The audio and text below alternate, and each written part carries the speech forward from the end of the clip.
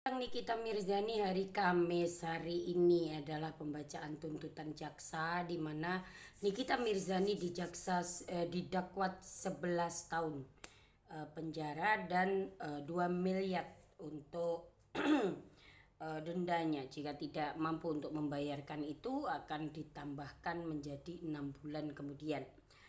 Ini tuntutan ini berdasarkan dari salah satunya kenapa tuntutan dari jaksa begitu banyak, maksudnya begitu lama. Itu salah satunya adalah penghinaan yang dilakukan oleh Nikita Mirzani selama persidangan yang ditujukan kepada JPU. Begini,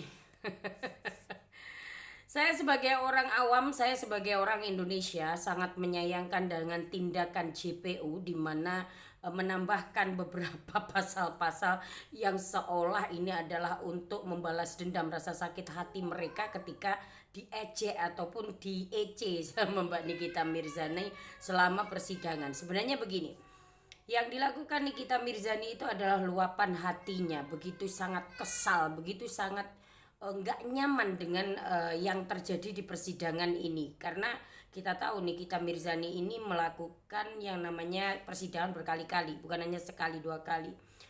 Nikita Mirzani pun juga tersandung masalah bukan hanya sekali dua kali. Mungkin di persidangan ini dirinya itu merasa diremehkan begitu, karena walaupun kita ketahui yang dilakukan oleh JPU dari awal proses persidangan, bagaimana JPU bersikap kepada seorang Nikita Mirzani. Mungkin sikap kekanak-kanakan Nikita Mirzani, dia velocity, terus dia mengungkapkan ekspresi jengkelnya, itu saya kira tidak etis ketika itu dimasukkan dalam daftar list yang seolah-olah memberatkan dari Nikita Mirzani.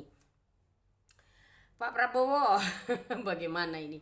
Sebenarnya begini, kasus Nikita Mirzani ini sebenarnya simple. Permasalahannya adalah di mana Nikita Mirzani ini sebagai seorang artis, di mana diketahui seorang dokter RG memiliki produk, di mana produknya ini juga agak sedikit dalam tanda kutip bermasalah karena BPOM yang tidak sesuai standarnya. Kemudian rasa ketakutan, sebenarnya rasa ketakutan yang membuat dokter RG ini seolah-olah bagaimana untuk melindungi apa yang usahanya, di mana usahanya ini bisa terancam untuk sesuatu tindakan pidana, uh, perlindungan konsumen, karena ya mohon maaf, skincare ini tidak sesuai standarnya BPOM kan begitu. Dan kemudian jebakan ya, kayak jebakan Batman ya, ketika dia mengatakan bahwa saya tertekan yang mulia, saya ini yang mulia, saya itu yang mulia, tapi pada akhirnya video ketika menelpon seorang Ismail ya, Marzuki Ismail, siapa ya namanya, Ismail ya, si Mail dengan wajah yang tenang, senyum-senyum, tidak ada kepanikan di dalamnya sana.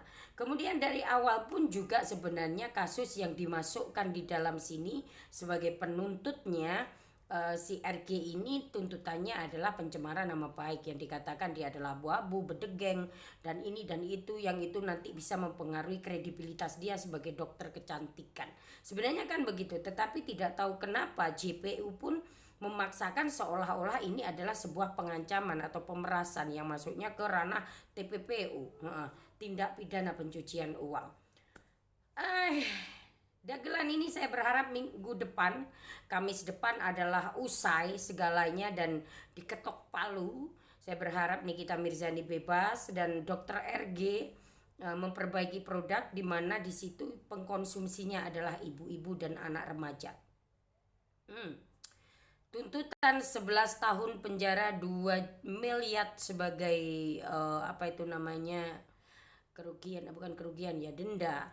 Ini saya kira berlebihan ya, kalau hanya karena velocity, ejekan ini ya, ya kita harus tahulah dari awal JPU bagaimana sikap JPU kepada Nikita Mirzani, dan Nikita Mirzani begitu bagaimana cara mengungkapkan rasa hatinya yang tidak puas dengan persidangan ini, yang seolah yang kemarin saksi-saksi yang hadir pun dimana lupa segalanya, terus kemudian tidak membaca BAP dan seolah hafalan saja, jadi malah kayak dagelan saja persidangan Nikita Mirzani. Saya harap Kamis depan persidangan Nikita Mirzani clear dan semuanya sudah beres.